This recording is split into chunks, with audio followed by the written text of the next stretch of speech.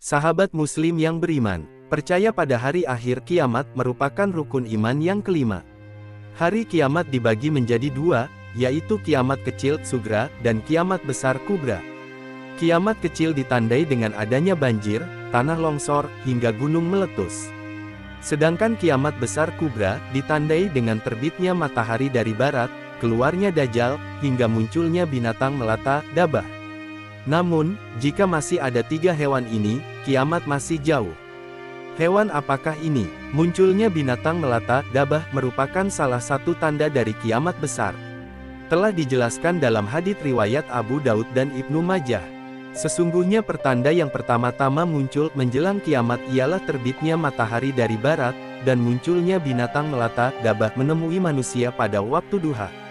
Mana saja dari keduanya yang lebih dulu terjadi, maka tidak lama sesudah itu yang lainnya pun segera terjadi.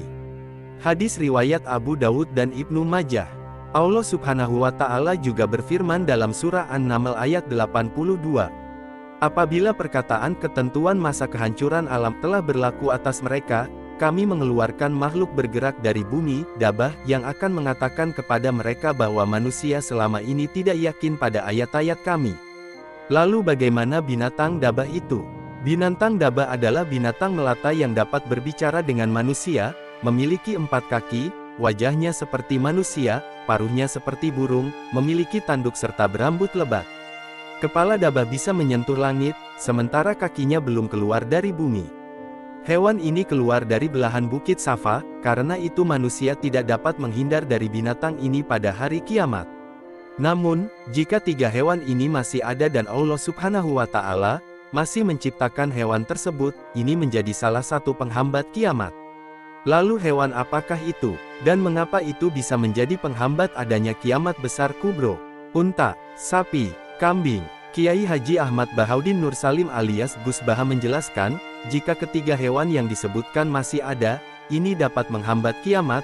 Hal ini dikarenakan Allah Subhanahu wa Ta'ala masih menciptakan hewan yang dapat dimakan oleh manusia, dan Allah masih menginginkan manusia untuk hidup dan beribadah kepadanya.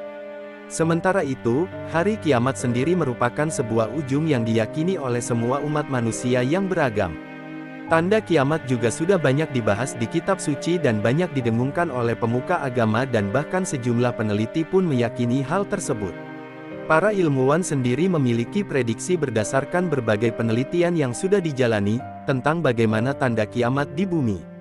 Hal ini terdiri atas tanda kiamat di mana bumi hancur karena bersinggungan dengan benda langit yang bakal terjadi jutaan tahun mendatang. Namun, para ahli juga memiliki tanda kiamat yang memprediksi bahwa, kiamat bisa datang kapan saja dalam waktu dekat.